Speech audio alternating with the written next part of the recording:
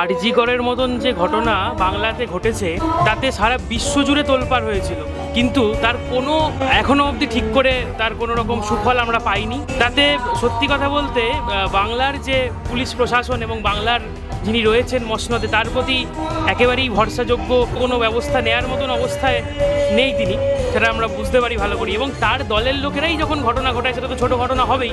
আর দ্বিতীয়ত মমতা ব্যানার্জি নিজে যখন বলেন যে শরীর থাকলে যেমন শরীর খারাপ হয়, দেহ থাকলে যেমন ধর্ষণ হবে, এটা ছোটোখাটো ঘটনা, এবং তার দলের লোকেরা সেই পথেই যে হাঁটবে এটা তো বাস্তব কথা, এটা তো নতুন কিছু না।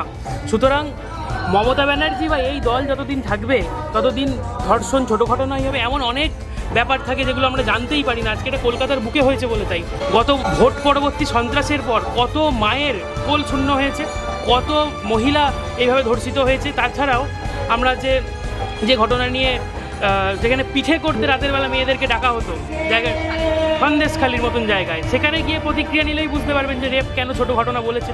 ঠিকই আছে, তাদের জন্য রেপ অবশ্যই ছোট ঘটনা। বাংলা হান্টের আরও খবর দেখতে নজর রাখুন। বাংলা খবর মানেই বাংলা হান্ট।